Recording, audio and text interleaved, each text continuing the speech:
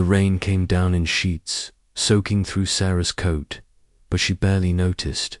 Her boots splashed in growing puddles as she walked the familiar path from her car to the front steps of the shelter. She hadn't planned to come here, not really, but the silence in her house had grown so loud, so unbearable, that she had to be somewhere else, anywhere else. The kitchen clock is ticking. The empty chair across the table. The absence of footsteps that used to greet her at the door. This wasn't about finding a new friend. It wasn't about healing. She told herself that much as she trudged forward, it was just a visit, just a way to pass the time on another long, grey afternoon. The fluorescent lights flickered faintly through the glass doors ahead. Inside waited noise, chaos, smells and distraction. She reached for the door handle, wiped her wet hand on her jeans, and stepped inside. A blast of warm, chemical-scrubbed air hit her as she entered. The sharp scent of disinfectant made her blink, and behind it lingered something else, something. Heavy loneliness. It clung to the cinder-block walls and metal cages. Dogs barked from somewhere down the hall, sharp bursts of sound that bounced off every surface. The hum of a mop dragging across the linoleum echoed faintly in the background. A young volunteer behind the front desk glanced up and smiled politely. Sarah offered a nod but didn't say much. She knew this place. She had dropped off old towels here once, walked dogs on Saturday mornings before life turned upside down. It was the same, but she wasn't. Just looking, she mumbled to the girl at the desk, not meeting her eyes. The volunteer nodded and handed her a visitor tag. No questions, just that same polite smile. Sarah pinned it to her coat and walked down the corridor. But the words echoed inside her. Just looking for what? Distraction, proof she wasn't completely hollow. She didn't know. All she knew was that something pulled her here today. Something stronger than reason. Stronger than the voice that told her to go home and stay quiet. The barking grew louder with every step. Dogs jumped at the gates, tails wagging, mouths wide open in pleading or excitement, maybe both. The smell of wet fur and metal clung to the air. She glanced into each kennel, pausing briefly before moving on. Big eyes, scruffy coats, whines, paws pressed against cold bars. It was all too much. She reached the end of the row, ready to turn. Around, and then she saw him. Tucked into the back corner of his kennel, a large German shepherd sat completely still. No barking, no movement, just watching. His ears were alert, his head tilted slightly. But he didn't press against the gate like the others. He didn't beg, he simply looked at her. And in that look, something shifted. Like the quiet part of her had been waiting for this exact kind of silence. Sarah froze. There was something about the way he looked at her. Not like she was a stranger. Not like she was prey or a chance for attention. It was quiet recognition. His eyes held a deep, steady sadness, one that mirrored her own.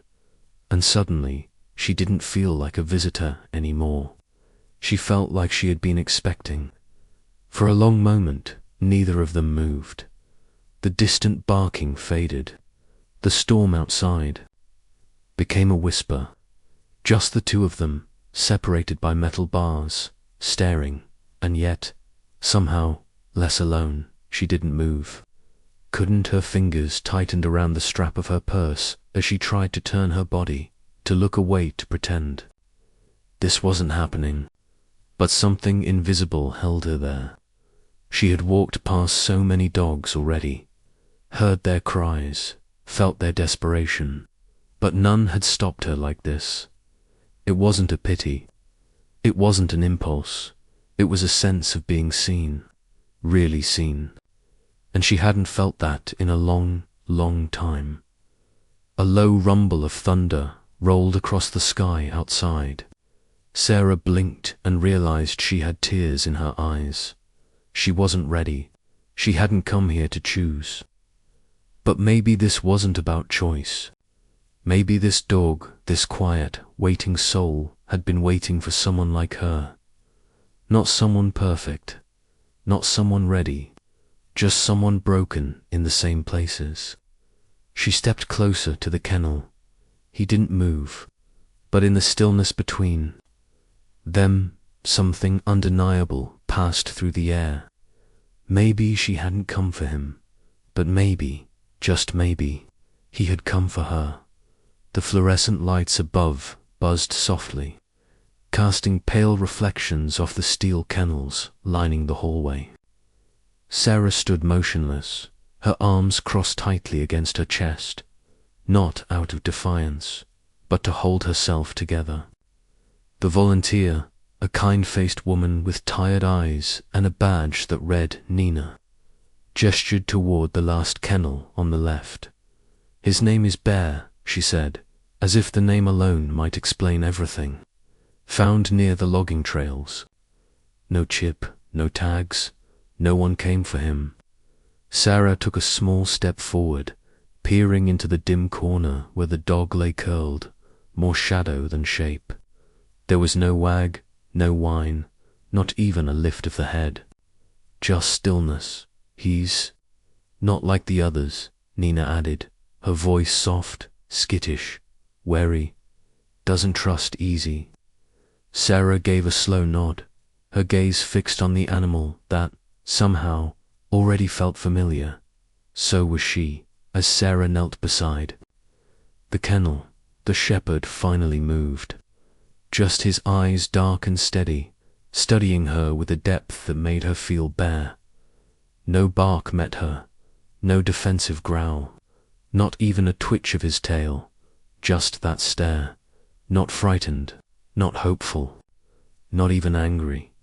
He simply watched her the way someone watches a thunderstorm roll in from across the field, not knowing whether it'll bring rain or ruin. Sarah felt herself breathing shallower, as if any sudden move might shatter the moment. The weight of his gaze anchored her there, a silent question hanging between them. "Are you like the rest?" She didn't mean to kneel. Her body moved on its own, lowering slowly onto the cold cement. The chill crept into her jeans, seeping through to her skin, but she didn't flinch. Instead, she let her palms rest flat on the ground, her eyes never leaving his. The dog-bird didn't retreat, didn't advance. But he watched her. The silence stretched, full of the tiny noises of the shelter on, occasional bark from another room, the hum of the heater overhead, the soft scuff of Nina's shoes backing away to give space. Sarah exhaled slowly. "Hey there," she whispered, barely more than breath. "I'm not here to take anything from you." Still, he didn't move. But in that stillness, she felt something shift, not trust, but possibility. As Bear finally lifted his head, a shaft of light from the hallway caught on something just above his left brow, a thin scar, pale, almost hidden beneath his fur, but unmistakable. It wasn't recent. The skin had long since closed, but it clung to him, silent evidence of something brutal, something that hadn't killed him, but never really left. Sarah's breath caught. She had one, two, not on her skin, but just beneath it, a wound no one saw. She didn't reach for him, didn't dare, but in that instant, something clicked inside her, recognition that went beyond the physical. They were both survivors of something they didn't talk about. The words came out before she even fully understood them. "I'll take him."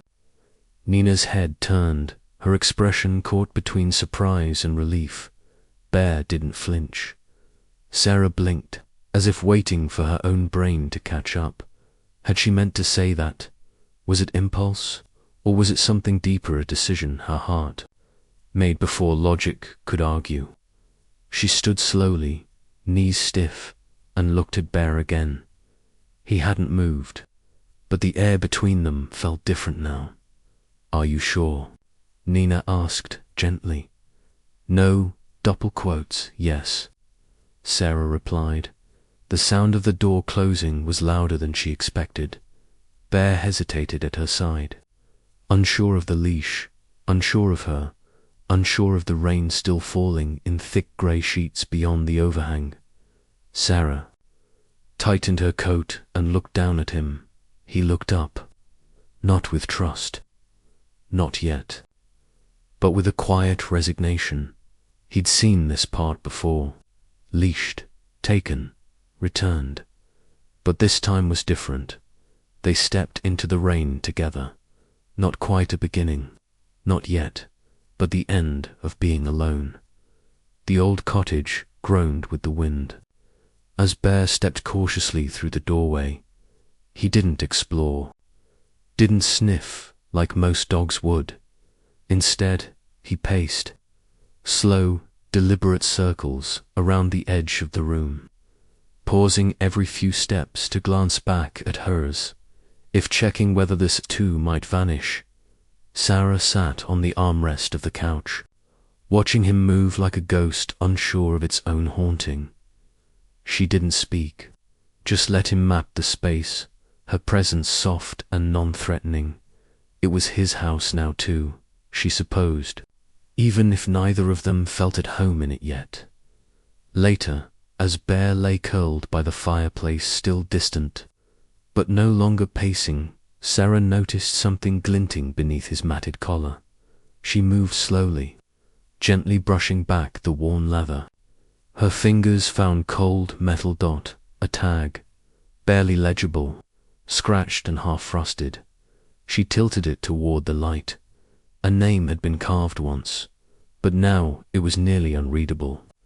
Lines scratched through it deliberately, but below that, barely visible, a series of numbers, a code, maybe a phone number once, or something else, and beneath that, a town, faded.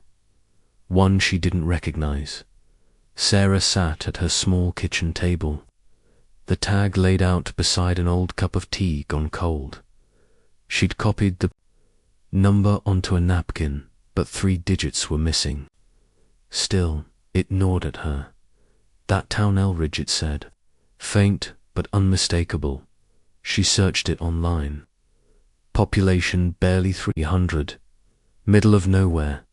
Her eyes flicked to Bear, now asleep by the fireplace, his legs twitching slightly in some silent dream.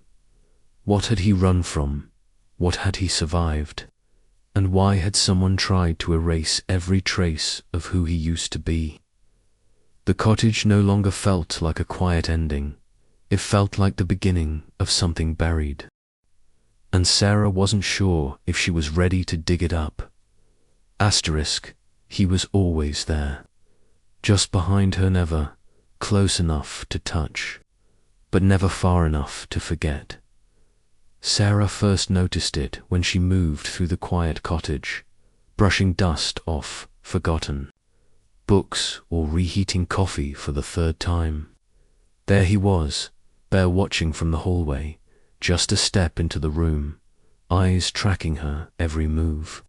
His presence was ghost-like, almost reverent, as if afraid the mere act of stepping closer might shatter something sacred between them. He never barked, never whimpered, just followed with that haunted gaze. She'd catch him reflected in windows, in mirrors, in puddles on the floor, always there. A silent shadow tethered to her grief. There was something in his eyes that mirrored her owner. Quiet, desperate fear of being hurt again. He didn't want affection. He wanted safety. Distance, but he followed, always. And Sarah, she let him, not calling, not coaxing, just existing beside the quiet echo of a soul as wounded as her own, and in that silent trail he left behind. Something invisible, fragile began to form.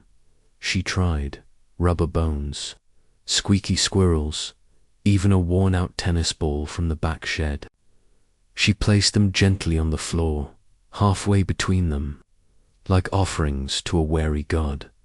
But Bear didn't move. He'd look at the toy, then at her, then back to the toy as if trying to decipher a language he used to know, one he no longer trusted. Sarah smiled through the ache, watching his ears twitch at every tiny sound. She gave him space, pushing the toy a little farther each day, hoping something inside him would crack just enough. But Bear remained still, alert, unreadable, not rejecting, just waiting. It wasn't about the toy. It was about the world. It came from a world that had once failed him.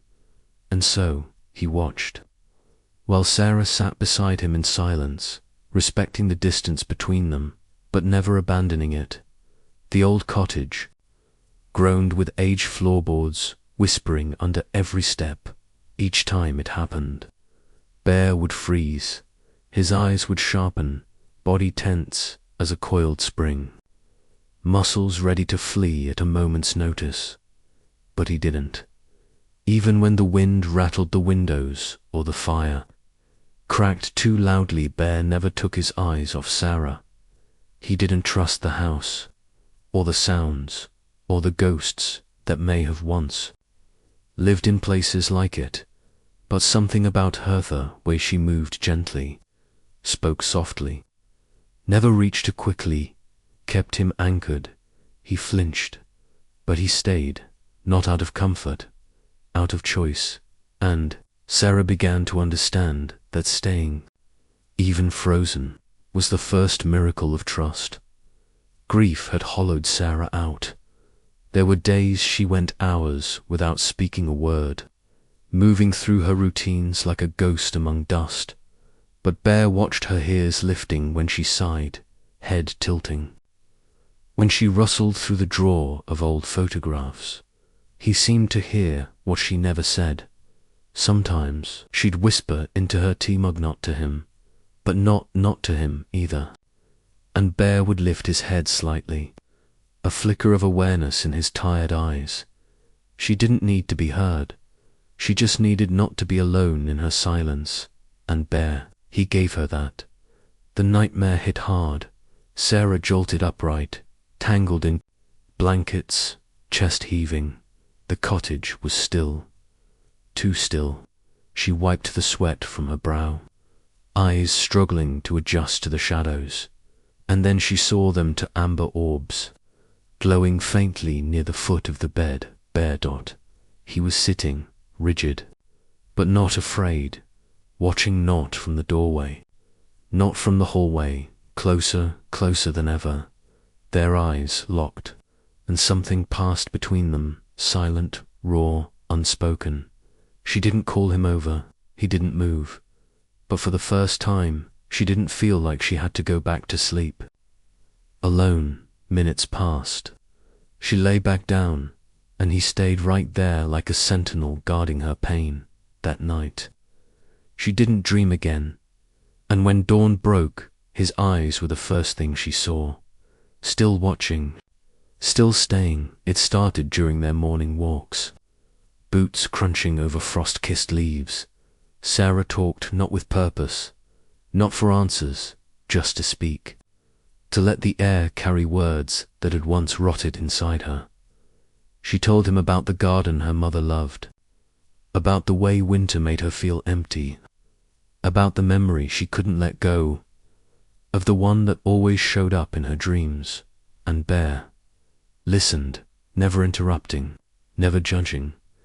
Sometimes he'd glance up at her, those soft eyes catching fragments of her sorrow. Sometimes he'd simply walk ahead, tail swaying with quiet assurance. But he never left her side, not once.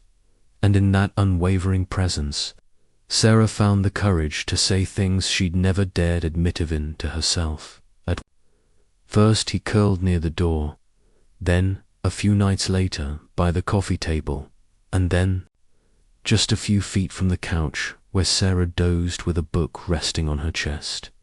She noticed it without acknowledging it. Let him set the pace. Each night, his chosen spot inched closer.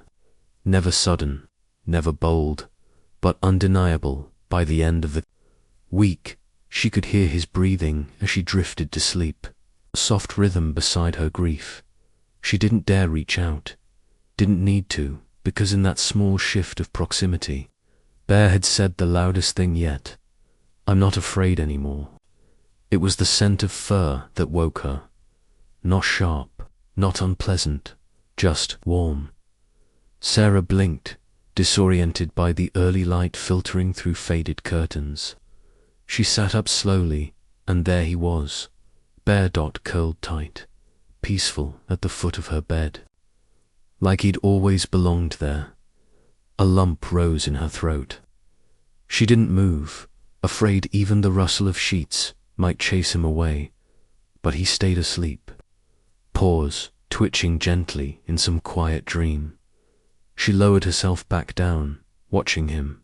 A stray dog, a wounded soul, a companion she hadn't asked for but now couldn't imagine letting go. And in that stillness, something healed in both of them. The metal tag still sat on her windowsill, scratched, worn, edges rusted from time and storm. Bear had been wearing it when she found him barely hanging from a broken collar.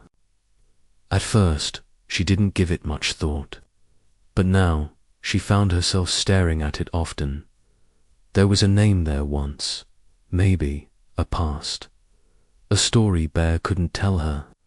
No matter how closely he stayed by her side, she rubbed it gently between her fingers, like a puzzle missing too many pieces.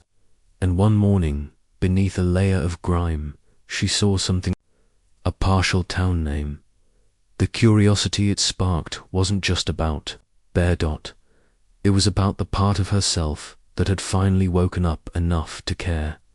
She didn't sleep that night. Instead, Sarah sat by the fireplace, laptop balanced on her knees, zooming in on grainy maps, cross-referencing old registries, combing through forums for lost pets. And then there it was. The town, small, remote, barely a blip on the map, but real. She whispered the name aloud, watching Bear's ears twitch as he lay nearby. Maybe it meant nothing to him. Maybe it meant everything. The question dug into her chest like a thorn. Who had he belonged to? What had he survived? Why had no one come looking? She looked at him, curled near the hearth now, tail flicking in some half-dream, and knew she couldn't leave it alone. Whatever pain had brought him to her door, he had carried it alone for too long. Now it was her turn to carry some of it. The next morning, she packed a small bag. 3 hours wasn't far. Not when it might answer everything. Not when the dog she never meant to love had become the only thing, anchoring her to the world again. The asphalt shimmered under the late afternoon sun, endless and uncertain. Sarah's hands tightened around the steering wheel, the silence between her and Bear heavy, almost sacred. He sat quietly in the passenger seat, head low, eyes scanning the landscape as though searching for a ghost. They'd been on the road for hours, following a breadcrumb trail of vague leads and half-remembered names. Every mile stretched the ache inside her chest. What if this was the end of their journey? Together, what if he belonged somewhere else? Bear didn't look at her. He just stared ahead, his ears flicking once as if catching an echo of something long forgotten. Sarah didn't speak. Words felt like lies right now. The road asked questions neither of them had answers to, about love, about belonging, about what you owe to the past and what you choose to carry into the future. The town was quieter than Sarah expected.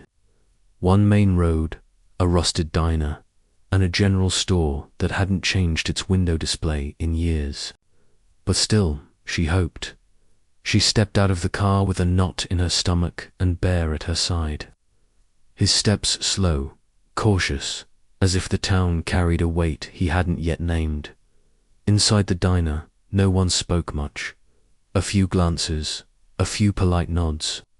Sarah left a flyer by the register and walked outside. Her fingers trembled as she pinned Bear's photo to the message board, his eyes looking right through the camera. She added a short note, found loyal, gentle, do you know him? And beneath it, her number. A question pinned to a wall, waiting. For an answer, the sun had nearly dipped below the horizon when Sarah's phone buzzed in her lap. She picked it up, half expecting spam.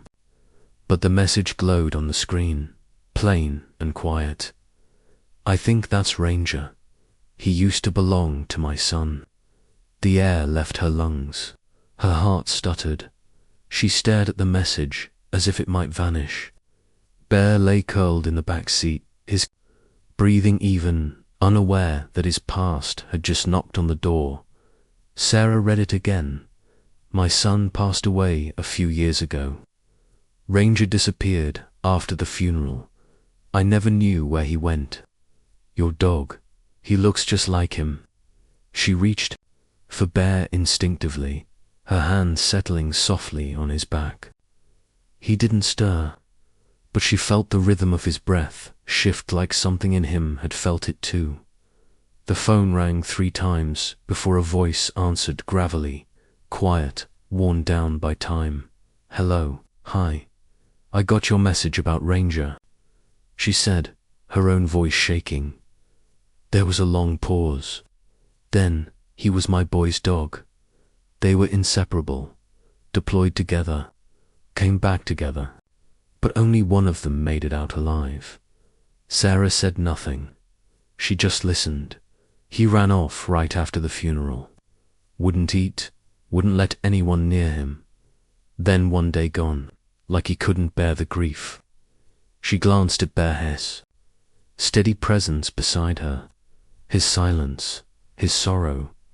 I thought I lost them both, the man whispered, until I saw that photo. Sarah's throat tightened. This wasn't just a lead. It was a tether to a life left unfinished. The next morning, Sarah followed the man's directions through winding back roads until she reached a weather-worn house surrounded by wildflowers and silence. Bear hesitated at the gate. Inside, sunlight poured through gauzy curtains. The air smelled like lemon polish and dust. On the mantel, a folded flag, a framed photo of a young soldier in uniform, and a leash coiled like a memory. The old man met her at the door, eyes brimming but kind. Come in, he said softly. Bear stepped in slowly, as if the air itself remembered him and was waiting. The room fell quiet.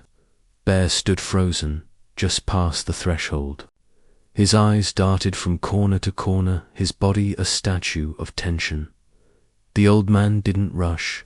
He lowered himself onto one knee, his joints cracking audibly, a soft groan escaping him. He didn't reach out. He simply looked up at the dog, gaze, steady, voice a murmur. You remember this place, don't you, boy? Bear's ears twitched. A soft growler question, not a threat, escaped him.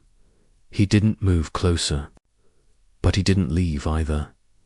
Time seemed to slow, the space between them charged with memory. His voice cracked on the name. Hey, Ranger, it's okay. The word hung in the air like a spell soft, familiar. Old Bear took a single step forward, then another dot, then, as if something in him shattered. He let out a whimper, low and broken, a sound too full of feeling to be anything but grief. He nudged the man's shoulder with his nose, tentative, searching, and when the man gently placed his hand on Bear's head, the dog didn't pull away. His body trembled once, and then settled. A reunion not built on certainty, but something deeper, memory and the ache of loss. The stillness was sacred. Bear leaned into the old man's touch, his breath shaky. Sarah stood nearby, hands pressed to her mouth, tears streaming. Silently, the old man's face crumpled. I thought I lost you. No one said another word. Tears felt some for what was lost, some for what remained. The kind of tears that didn't beg to be hidden. In that moment, they were three souls, bound by love, loss, and a dog who would run until the pain was quiet enough to sleep beside again. No one moved, because sometimes silence is the only language. Grief understands. Sarah knelt beside Bear, her hand resting on his fur. She had known this moment might come, had rehearsed these words in the quietest parts of her heart. If you want, she whispered, eyes glassy, I can leave him here. Bear turned his head to her just slightly, just enough, as if waiting. She swallowed hard. He was yours first. He was your son's. Her voice cracked. I just found him. But maybe he was always meant to find his way back. The old man looked at her, heart full of something too big to name. The old man placed a hand on Sarah's shoulder, his grip gentle but firm. No, he said softly, through the blur of tears. He's home now wherever you are. Sarah blinked, unsure if she'd heard him right. He nodded at Bear, who had nestled between them, eyes finally at peace. My son, he would have wanted him to love again, not to live in memories. Sarah wept openly now, her hand clutching Bear's fur. The old man smiled, broken and whole all at once. Love, he knew, wasn't about holding on, it was about knowing when to let go. The hum of the tires on wet asphalt was the only sound in the car, but Sarah barely heard it.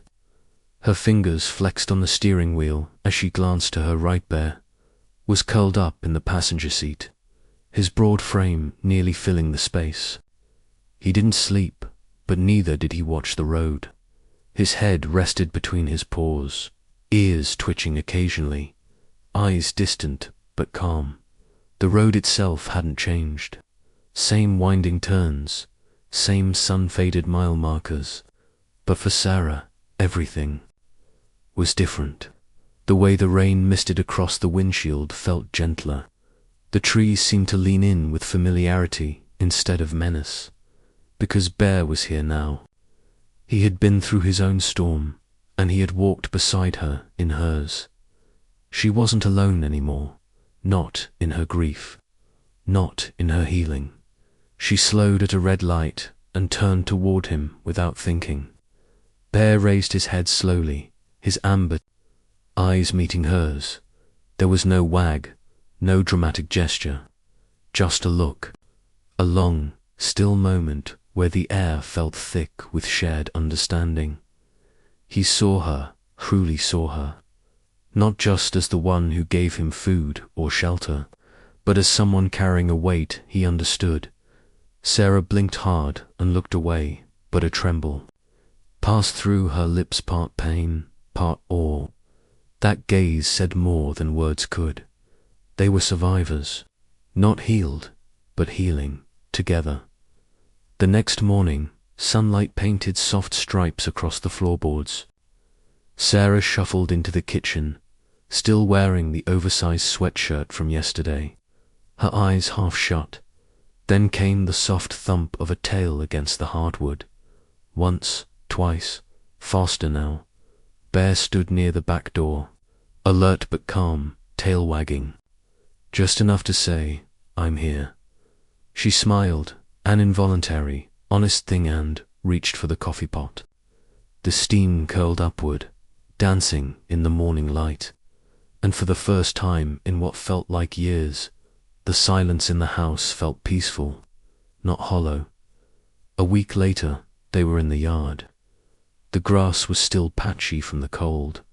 but the sky, stretched wide and blue dot. Sarah tossed the faded tennis ball without much expectation, but Bear lunged after it, paws pounding the earth, ears flapping, eyes bright.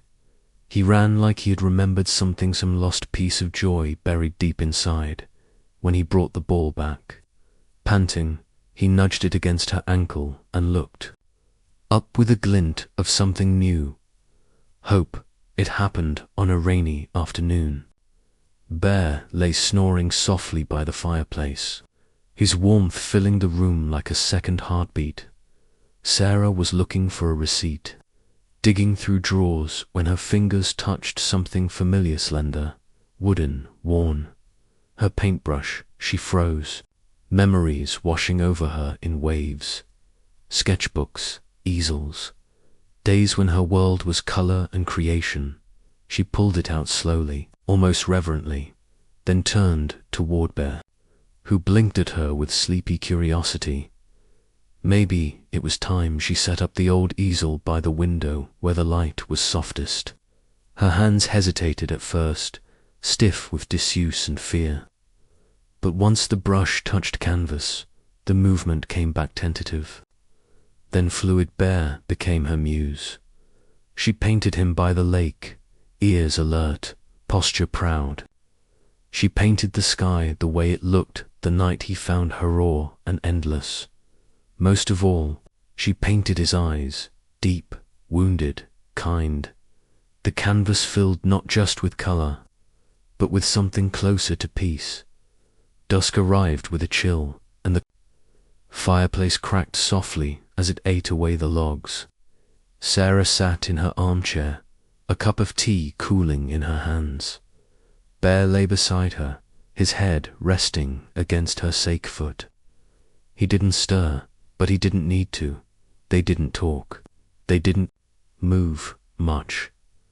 They just were. The silence didn't ache anymore. It was full of unspoken gratitude, a quiet presence that said, "You are not alone." They stood on the porch one evening, the air thick with the hum of summer. Fireflies drifted lazily in the fading light, blinking like tiny stars scattered across the darkening lawn. Sarah's hand found Bear's thick fur. He leaned into her touch, steady and warm. She didn't speak often these days, not out loud, but tonight. The words came like a lullaby. "We're okay now." Bear turned his head slightly, eyes soft, and in his silence there was agreement. Yes, they were. Sarah sat quietly on the porch, arms wrapped around her knees, eyes distant as the morning fog curled around her feet. Bear lay beside her, massive head resting gently against her thigh. He didn't nudge, didn't whine, just existed next to her, breathing slow and steady. No words had ever passed between them, and none ever needed to.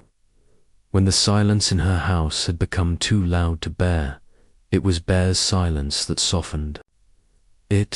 She looked down at him and whispered, "You get it, don't you?" His ears twitched, but he didn't move. That was enough to answer. They hadn't chosen each other, not really. Grief had shoved them into each other's paths, her reeling from the loss of her son, him abandoned and scarred from whatever passed. He carried, but it wasn't grief that kept them walking side by side every morning. It wasn't sorrow that made Bear curl around her feet at night. It was the slow, hesitant reaching for something warm again. It was the way they both started to eat a little more, sleep a little easier.